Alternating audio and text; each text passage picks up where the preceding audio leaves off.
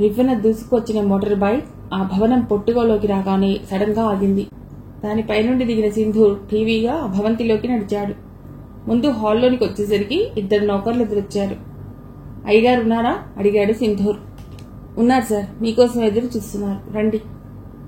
వాళ్ల వెనకే లోపలికి గదిలోకి నడిచాడు సింధూర్. ఆ గదిలో ఒక మూలగా ఉన్న సోఫాలో కూర్చుని ఉన్నాడు ఒక వృద్ధుడు. వయస్సు పైబడిన అతడి శరీరం దృఢంగానే ఉంది. అతడి కళ్లు ఎర్రగా నిప్పుల్లా ఉన్నాయి. అతడిలో జరుగుతున్న మానసిక సంఘర్షణకు ప్రతీకలా అతడి నుదిటిపై నరాలు ఉబికి కనబడుతున్నాయి. అతన్ని ఆ పరిస్థితిలో చూస్తూనే సింధూర్ కనుబొమ్మలు ముడిపడ్డాయి. ఏం జరిగింది సార్? లోపలికి వస్తూనే అడిగాడు. కమాన్ సింధు, కూర్చో, తన పక్కన సీట్ చూపించి చెప్పాడు ఆ వృద్ధుడు. కూర్చున్నాడు సింధూర్. నౌకర్ 2 గ్లాసులతో లెమన్ జ్యూస్ ఇచ్చాడు. ఆ నౌకరు వెళ్లేదాకా ఏమీ మాట్లాడలేదు ఆయన. తర్వాత వెళ్లి తలుపు వేసి వచ్చాడా వృద్ధుడు. చాలా కాలంగా మౌనంగా ఉన్న మృత్యువు తన ఆకలి తీర్చుకోవటానికి ప్రపంచం పైకొచ్చింది సింధు. మనం జాగ్రత్త పడకపోతే చాలా అనర్థాలు జరుగుతాయి, చెప్పాడు ఆ వృద్ధుడు. కామ్గా తన చేతిలో ఉన్న డ్రింక్ సిప్ చేస్తూ కూర్చున్నాడు సింధూర్. విషయం చాలా సీరియస్ అని తెలుస్తుంది, తను మాట్లాడటం అనవసరం, ఆ వృద్ధుడే తిరిగి చెప్పసాగాడు. ఇదంతా చెప్పే ముందు మా కుటుంబం గురించి కొత్త చెప్పాలి. నీకు తెలుసు కదూ, మా తాతలు జమీందారులు. ఆ తర్వాత కాలక్రమంలో ఆ దివాణాలు భోగాలు పోయాయి. అయితే ఆ వారసత్వంగా నాకు కొన్ని పొలాలు, ఈ భవనం, ఒక దేవాలయం వచ్చాయి. తరతరాలుగా మేము ధర్మకర్తలుగా ఉంటున్నాం. ఆ దేవాలయానికి ఒక విశిష్టత ఉంది. అందులో అష్టదిక్పాలకులకు విగ్రహాలున్నాయి. ఆ విగ్రహాలు దేశంలో ఇంకెక్కడా లేవు. సింధూర్ ఆశ్చర్యంగా ఆ వృద్ధుడి మొహంలోకి చూసి, అష్టదిక్పాలకులా అన్నాడు. అవును సింధూర్, హిందూ ధర్మశాస్త్రం ప్రకారం 8 దిక్కులకు 8 మంది దిక్పాలకులు ఉన్నారు. ఒక్క క్షణం ఆగి సింధూర్ మొహంలోకి చూశాడా వృద్ధుడు. అతడిలో కనబడుతున్న ఆతృతను తృప్తిగా చూసి తిరిగి చెప్పసాగాడు. అయితే వీరందరిలోనూ దక్షిణానికి అధిపతి అయిన యముడు మృత్యుదేవుడు. ప్రపంచంలో సకల జీవరాశులను కాలం తీరగానే క్రమం తప్పకుండా తీసుకుపోయే కాలయముడు కూడా ఉన్నాడు. ఆ గుడిలో యముడికి ప్రత్యేక పూజలు జరుగుతాయి. ప్రతిదినం గంజాయి ధూపంతో అష్టోత్తర సహస్రనామ పూజలు జరుగుతాయి. ఇప్పుడు ఆ విగ్రహాన్ని ఎవరో దొంగిలించారు. యముణ్ణి దొంగతనంగా పట్టుకుపోయారు. అది బంగారు విగ్రహమా? కాదు, కానీ అంతర్జాతీయ మార్కెట్లో ఆ విగ్రహం విలువ బంగారు విగ్రహం విలువకు 10 రెట్లు ఉంటుంది. అది ఆంధ్ర శాతవాహనుల కాలంలో తయారు చేయబడ్డ విగ్రహం. అందులోనూ ఇంకెక్కడా లేని అపూర్వమైన ప్రాచీన విగ్రహం. అయితే వాళ్ళు ఆ యముడి విగ్రహం ఒక్కటే ఎందుకు తీసుకున్నారు? అదే గుడిలో ఇంకా 7 విగ్రహాలున్నాయి కదా. ఎవరో విదేశీయుడు ఆ విగ్రహం కావాలని అడిగి ఉంటాడు. అందువల్ల అదొక్కటే తీసుకుపోయారు. మిగిలిన విగ్రహాలు కూడా కావాలంటే అవి కూడా తీసుకుపోదురు. ఈ విగ్రహాల స్మగ్లర్స్ విషయం నీకు తెలీదు సింధూర్. డబ్బులిస్తే కన్నతల్లి రొమ్ములు కూడా తెగనరికే కసాయి వాళ్లు. ఒక్క క్షణం తన చేతిలో ఉన్న గ్లాసులోకి పరీక్షగా చూశాడు. ఆ తర్వాత కాసేపు మౌనంగా ఉన్నాడు. ఆ తర్వాత తిరిగి చెప్పసాగాడు ఆ వృద్ధుడు. ఆ విగ్రహానికి సంబంధించిన ఒక నమ్మకం ప్రచారంలో ఉంది. అది ఉన్న ప్రదేశంలోంచి దాన్ని తరలించి రోజూ పూజలు చేయకపోతే రక్తపుటేళ్లు ప్రవహిస్తాయిట. దాన్ని నేను కూడా నమ్ముతున్నాను. ఇప్పుడు నేనేం చేయాలి? అడిగాడు సింధూర్.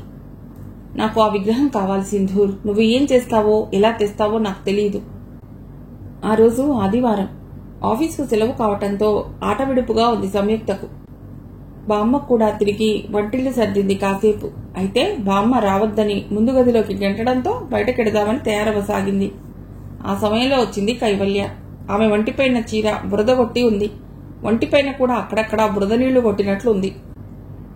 అదేటో, ఎక్కడైనా జారిపడ్డావా? అడిగింది సంయుక్త. లేదే బాబు, గాంధీ చౌక్ లో డ్రైనేజీ బాగు చేస్తున్నారట. రోడ్డుపైన బురద వేసి ఉంచారు. వాడెవడో కారులో పెడుతూ నా మీద బురద కొట్టిపోయాడు రాస్కెల్, ఎడుపు మొహంతో చెప్పింది కైవల్య. అంతవరకు కైవల్య తిడుతుందని నవ్వు బలవంతాన ఆపుకుంది సంయుక్త. ఇహ ఆమె వల్ల కాలేదు. పగలబడి నవ్వుతున్న స్నేహితురాల్ని చూడగానే ఉక్రోషంతో కూడాపడి తరమబోయింది కైవల్య. చూడు బామ్మ, వాడెవడో నా మీద బురద నీళ్లు జల్లాడు. నన్ను చూసి సంయుక్త ఎలా నవ్వుతోందో ఎదురొచ్చిన బామ్మతో కంప్లైంట్ చేసింది. వెంటనే బామ్మ ఆ కారు ఓనర్ని తిట్లతో అష్టోత్తర పూజ చేసింది. అబ్బా బామ్మ, వినలేకపోతున్నామే, ఆపే, సంయుక్త బతిమాలింది. లేకపోతే ఆడపిల్ల అని కూడా చూడకుండా అలా బట్టలు ఖరాబు చేస్తాడా? వాడు మనిషా పశువా? లోపలికి వెళ్లి స్నానం చేసి రావే కైవల్య. నా చీర కట్టుకుంటూ గాని సినిమాకెడదా? ఆహా, నన్నింత అవమానం చేసిన నీ గృహమునందు స్నానపానాదులు నిషిద్ధము బాలిక. అదేమిటి జానపద చిత్రంలో రాజకుమారిలాగా? అదంతే, మేము నీ ఇంట విశ్రమించము, స్నానం ఆచరించము. అదే స్టైల్లో చెప్పింది కైవల్య. చక్కగా నీ బట్టలు లేకుండా స్నానం చేస్తున్న ఫోటోలు తీసి నీ పెళ్ళయ్యాక మీ ఆయనకిద్దాం అనుకున్నానే, ఎంత చక్కటి అవకాశమో పాడు చేసుకుంటున్నావు. ఆ మాటలకు మళ్లీ ఉడుక్కుంది కైవల్య. బామ్మ కలుగ చేసుకుంది. అది బట్టి మగరాయిడ్లేమ్మా, అలాగే మాట్లాడుతుంది. నువ్వు వెళ్ళి స్నానం చెయ్యి. ఆహా, నేను చెయ్యను, మొండికేసింది కైవల్య. ఒక్క క్షణం ఆగి మళ్లీ తానే చెప్పింది. నాకు నీ నెమిలిపించిన రంగు చీర ఇవ్వాలి, అలాగైతేనే నువ్వు చెప్పినట్లు వింటాను. ఓసి రాక్షసి, ఎంత ఆశే నీకు? నేను ఒక్కసారి మాత్రమే కట్టాను, ఆ చీర నేను ఇవ్వను. పోనీ ఒక్కసారి ఇవ్వవే, ఆ అమ్మాయి ఎంత సరదా పడుతుంటేను, బామ్మ అంది. సంయుక్త ఒప్పుకోవటంతో చిలకలా ఎగురుకుంటూ బాత్రూంలో వాలింది కైవల్య. సంయుక్త చీరను గబగబా కట్టింది. ఆ చీర కోసం మొత్తం ఊరంతా తిరిగింది కైవల్య. దొరకలేదు. అసలు సంయుక్తే ఒక షాప్లో ప్రచారం కోసం తెచ్చి బొమ్మకు చుట్టిన చీరను విప్పి ప్యాక్ చేయించింది. ఊళ్ళోకి ఆ చీరలు ఇంకా రాలేదు. ఇప్పుడు ఎలాగూ సంయుక్త చీర కట్టి ఆ ముచ్చట తీర్చుకుంది. సంయుక్త కైవల్య కలిసి సినిమాకి వెళ్లాలని నిర్ణయించుకున్నారు. బామ్మ తను కూడా వస్తానని బయలుదేరింది. అయితే ఆఖరి నిమిషంలో ఆ వీధిలో ఎవరి కోడలో నొప్పులు పడుతోందని తెలియటంతో సినిమా ప్రోగ్రాం క్యాన్సిల్ చేసుకుని అటు పరిగెత్తింది. ఒళ్ళు మండింది సంయుక్తకు. చాలాసార్లు బామ్మ అలానే చేసింది. బామ్మను తిట్టుకుంటూ థియేటర్కు వెళ్లారు ఆడపిల్లలిద్దరూ. అనుకున్నట్లే సినిమా టికెట్లు దొరకలేదు. థియేటర్ నుండి బయటకొస్తుంటే సంయుక్త చెప్పింది, ఈ రోజు నువ్వు ఇంటికి వెళ్లి దిష్టి తీయించుకోవాలి, అందరి కళ్ళు నీ మీదే ఉన్నాయి. ఆ మాట నిజమే గాని అందులో కొన్ని పాపిష్టి కళ్ళు కూడా ఉన్నాయి, ముఖ్యంగా విక్రమ్ అనుచరుల కళ్ళు. అండర్వరల్డ్లో ఏ విషయమైనా అతి తేలిగ్గా పాకిపోతుంది. కోటిలింగంతో మాట్లాడిన అమ్మాయి విషయం అలాగే పాకింది. నిరాశగా థియేటర్ ఎదురుగా ఉన్న రెస్టారెంట్లోకి నడిచారు. వచ్చి నిలబడిన సర్వర్కి 2 చికెన్ బిర్యానీ తీసుకురా, కైవల్య చెప్పింది. అంతవరకు వాష్ బేసిన్ దగ్గర చేతులు కడుక్కుంటున్న యువకుడు సరిగ్గా వీళ్ల పక్క టేబుల్ దగ్గర కూర్చున్నాడు. భలే ఉన్నాడు గదే, మెకానస్ గోల్డ్లో హీరోలాగా అంది కైవల్య. పాపం ఏమీ అనకే, మరీ ముద్దపప్పులా ఉన్నాడు, భయపడి పారిపోతాడు. తల వంచుకుని కూర్చున్న ఆ యువకుడిని చూస్తూ చెప్పింది సంయుక్త. 2 ఆడపిల్లలు పక్కనే కూర్చుని ఉండగా అలా తల వంచుకుని కూర్చున్నాడేమే? మనకెందుకే, అయినా మగవాళ్లతో మాట్లాడకూడదని నిర్ణయించుకున్నాను తెలుసా? నిజంగా? ఎప్పటి నుండి? మా బామ్మ ఇలాగే ఒక మగవాడితో మాట్లాడి మోసపోయిందిట. నిజంగానా? వెన్నును నిటారుగా చేసి అడిగింది కైవల్య. ఎప్పుడు? ఎవరి వల్ల? శోభనం రోజుట మా తాతయ్య వల్ల. వాళ్ల మాటలు వింటున్న ఆ యువకుడి పెదవులపై సన్నని చిరునవ్వు మెదిలింది. ఇంతలో సర్వర్ చికెన్ బిర్యానీ తెచ్చి వాళ్ల టేబుల్పై పెట్టాడు. అది చూస్తూనే ఆ యువకుడు మొహం చిట్లించాడు. నిజంగా పప్పు సుద్దలాగానే ఉన్నాడే, వెజిటేరియన్ అనుకుంటా, కాసేపు ఏడిపిద్దామా? సంయుక్త చెవిలో గుసగుసలాడింది కైవల్య. ఎలా? ఏముంది, ప్రపంచంలోని రకరకాల నాన్ వెజ్ల గురించి మాట్లాడటవే. నీకు తెలుసా, చైనాలో చితపురుగులు పట్టుకుని వేపుకు తింటారట, పెద్దగా చెప్పటం మొదలెట్టింది సంయుక్త. అంతేకాదు, చీకటి రాత్రుల్లో పెద్ద నెగడు వేసి చలికాచుకుంటారట. ఆ మంటకు ఆకర్షింపబడ్డ రకరకాల పురుగులు వచ్చి ఆ మంటల్లో పడిపోతాయి. బాగా రోస్ట్ అయిన వాటిని లొట్టలు వేసుకుంటూ తింటారట. అఫ్కోర్స్ కుక్కలను పిల్లులను ఎలానో తింటారనుకో. సంయుక్త మాటలకు ఆ యువకుడు ఇబ్బందిగా మొహం పెట్టాడు. అది చూసి కైవల్య చెప్పటం మొదలెట్టింది. సరే, నువ్వు కుక్కలు పిల్లులు అంటున్నావు, నార్త్ అమెరికాలో మనుషులను తింటారట తెలుసా? సరిగ్గా అదే సమయంలో వెయిటర్ 2 పరోటాలు కైమా కూరతో తెచ్చి ఆ యువకుడి ముందు పెట్టాడు. అది చూడగానే సంయుక్త కైవల్య ఒకరి మొహాలొకరు చూసుకున్నారు. ఆ యువకుడు తమని ఆట పట్టించాడని వాళ్ళకి అర్థమైంది. మిస్, మీకు ఒక విషయం తెలుసా? మనుషులను తినటాన్ని క్యానిబాలిజం అంటారు. ఆ యువకుడు సంయుక్తతో చెప్పసాగాడు. ఈ క్యానిబాల్స్ ప్రపంచంలో చాలా చోట్ల ఉన్నారు. నార్త్ అమెరికాలో హమిటిజాన్ అనే తెగకు నాయకత్వం వహించేవాడు 3 రోజుల పసికందును దేవతా ప్రసాదంగా తినాలి. బిజియన్ తెగవాళ్లు పరాయి తెగవాళ్లను మహదానందంగా తినేస్తారు. నార్త్ అమెరికా, కెనడా, దక్షిణాఫ్రికాల్లోనూ ఈ క్యానిబాల్స్ ఉన్నారని అంచనా. సంయుక్త రుసరుసలాడుతూ మొహం పక్కకు పెట్టుకుంది. మహానుభావ, ఏదో తింటున్నాం చూశారుగా, ఇటువంటి కబుర్లు చెప్పి మధ్యలో ఆపించేద్దాం అనుకుంటున్నారా? కైవల్య అంది. కాస్తైనా లావు తగ్గుతారని తనలో తాను అనుకుంటున్నట్లు అన్నాడు. వాట్? ఇద్దరూ ఒకేసారి అడిచారు. ఏం లేదు, 1976లో డాక్టర్ గజుడోసెక్ అనే ఆయన కానిబాల్స్ పైన రీసెర్చ్ చేసి నోబెల్ బహుమతి పొందాడు. ఆ డాక్టర్ వాళ్లపై ఒక పుస్తకాన్ని రాశాడు.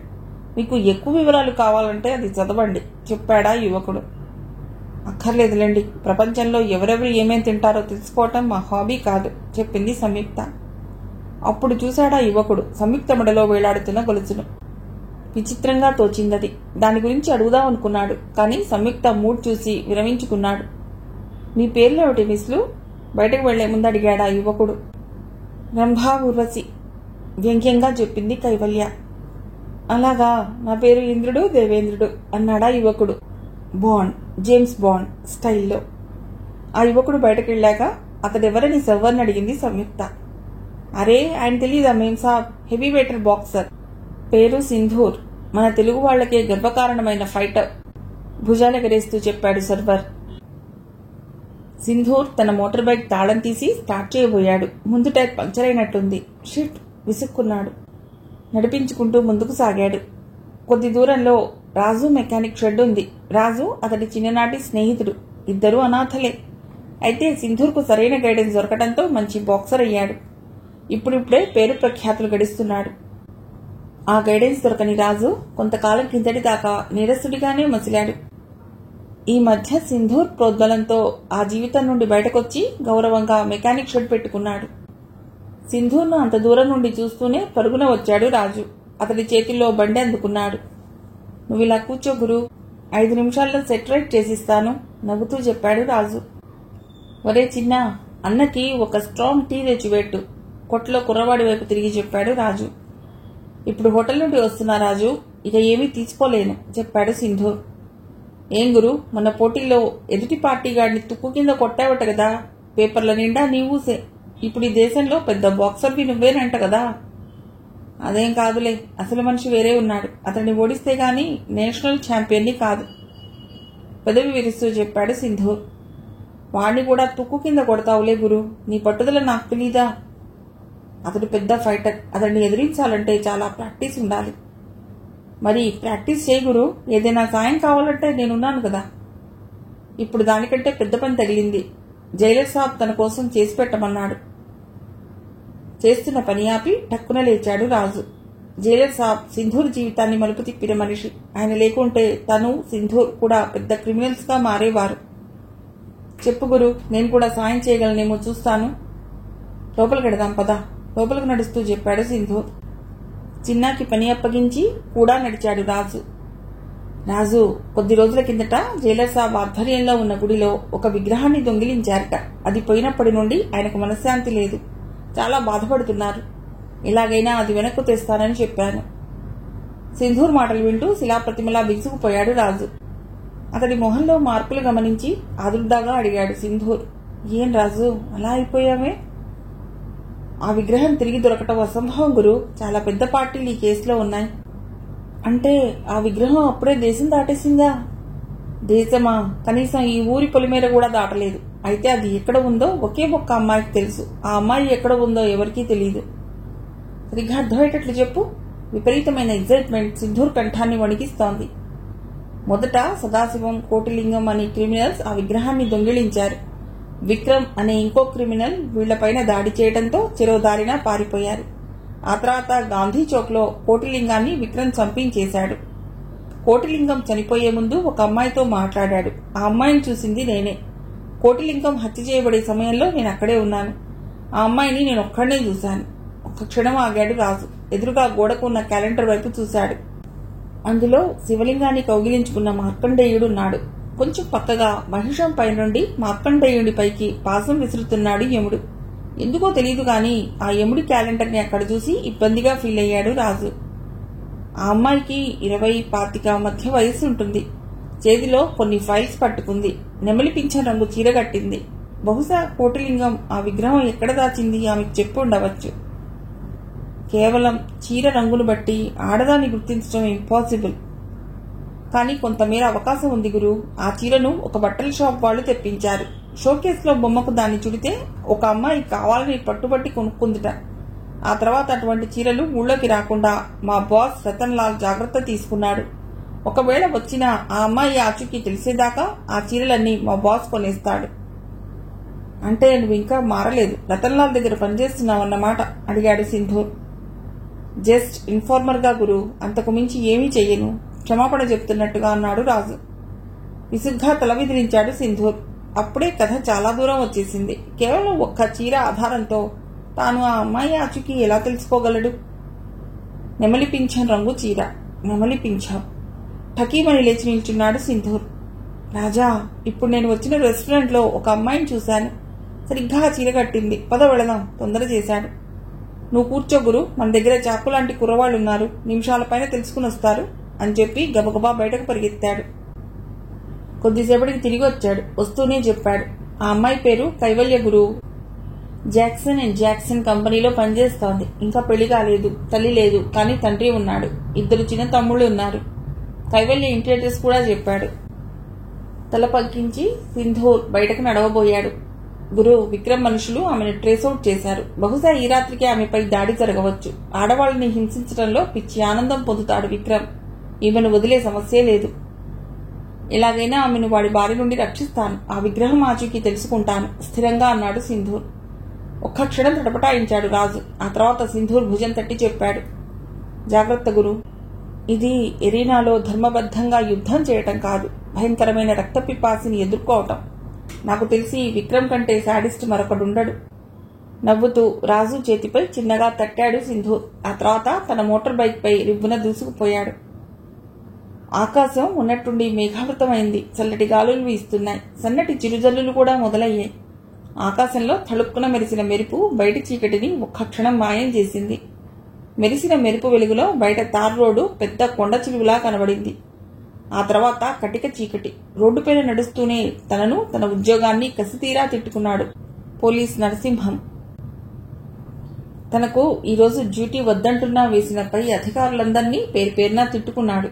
వాళ్లలో పై 3 తరాలు, కింది 3 తరాలు ఎలాంటి వాళ్లో ఘాటైన పోలీస్ భాషలో తనకు తానే చెప్పుకున్నాడు. ఆ తర్వాత చలికి వణికిపోతున్న చేతులను రాపాడించడం మొదలెట్టాడు. ఆ చివర ఉన్న టీ దుకాణం వైపు గబగబా నడిచాడు. టీ బంక్ ఖాళీగా ఉంది. ఆ మూల ఒక యువకుడు కూర్చుని టీ తాగుతున్నాడు. దుకాణం ఓనరు ఒక బెంచ్ పై కురికిపాట్లు పడుతున్నాడు. తన చేతిలో లాఠీ శబ్దం వచ్చేలా టేబుల్ పై పడవేశాడు నరసింహం. దుకాణం ఓనరు ఉలిక్కిపడి లేచి కూర్చున్నాడు.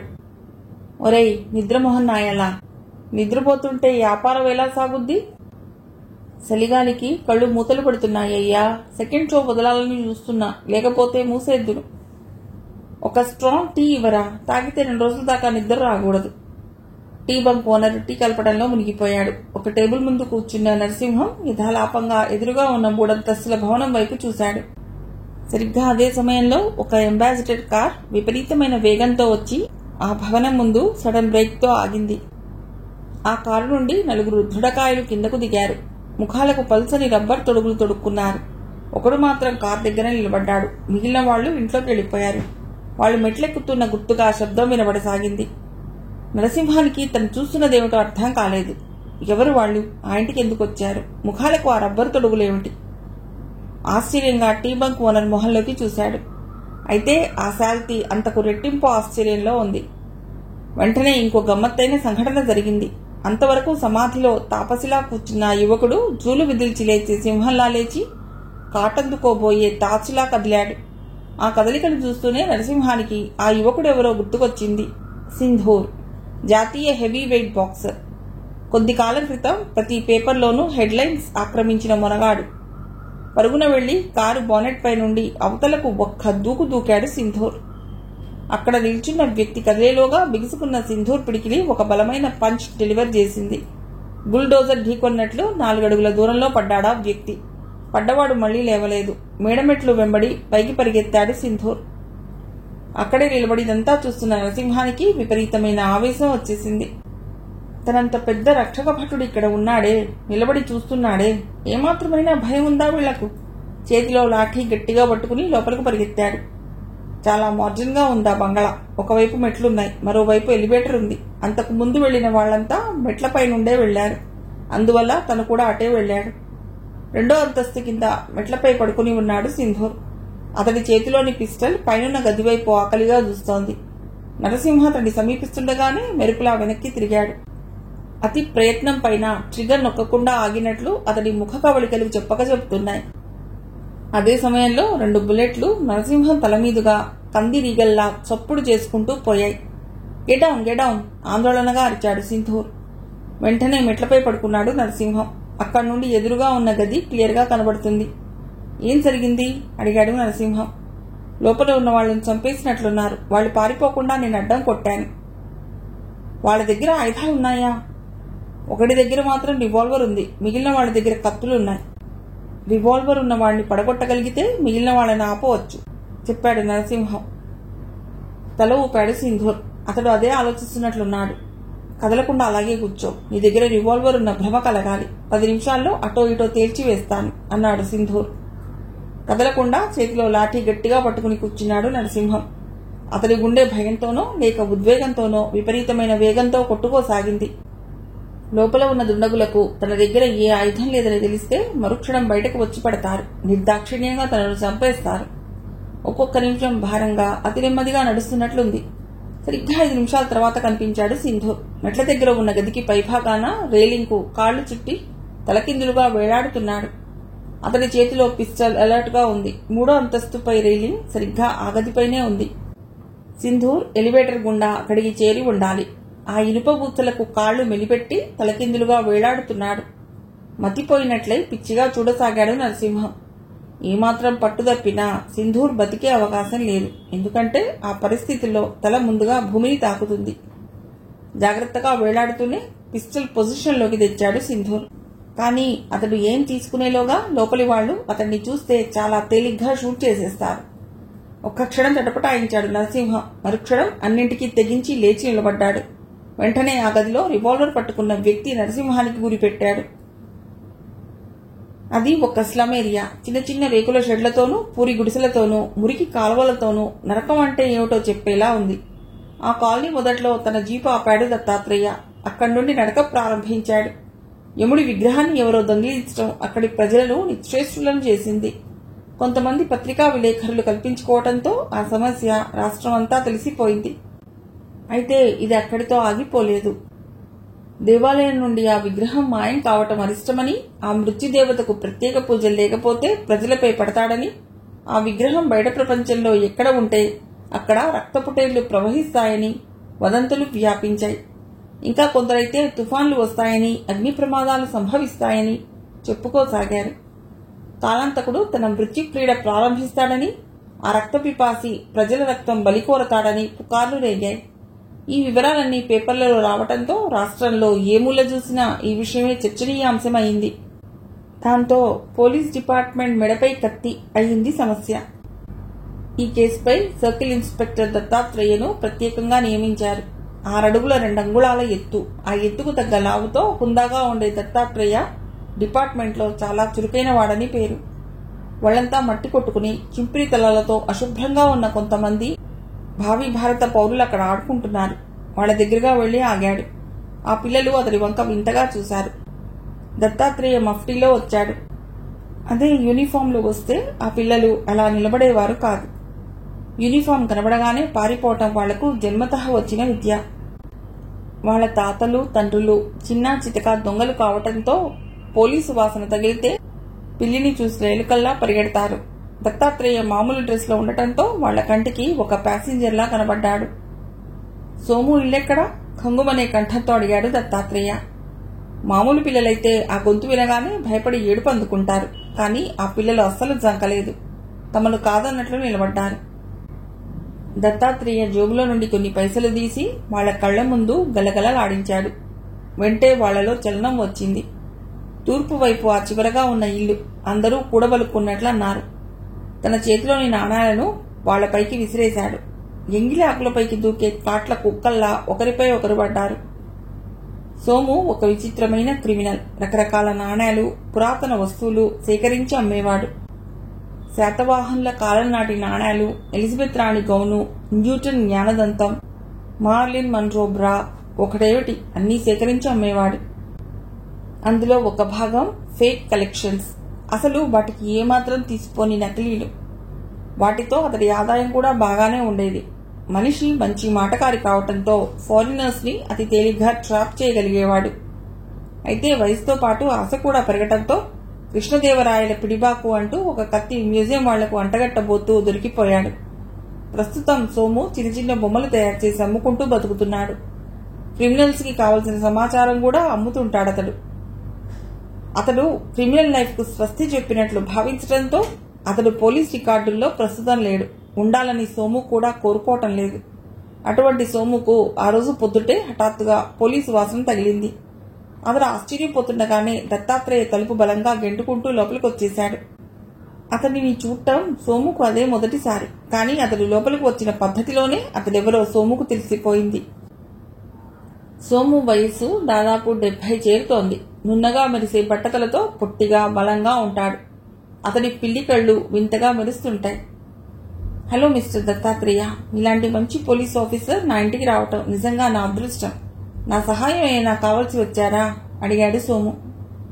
ఆ అతి వినయం వెనక దుర్మార్గం, ఆ చిరునవ్వు వెనక క్రూరత్వం దాగి ఉన్నాయని దత్తాత్రేయకు తెలుసు. సూటిగా విషయంలోకి వస్తున్నాను సోము. కోటిలింగం కొన్ని రోజుల క్రితం ఇక్కడికి వచ్చాడు. ఎందుకు? మామూలుగా ఫ్రెండ్లీ విజిట్. ప్రత్యేకంగా ఏం లేదు సార్. ఆ విషయం కనుక్కోవటానికి పనికెట్టుకుని వచ్చారా సార్? కాకితో కబురు పంపితే నేనే వచ్చేవాణ్ణి కదా. విధవ కబుర్లు చెప్పటం ఆపేయి సోము. నాకు పూర్తి నిజాలు కావాలి.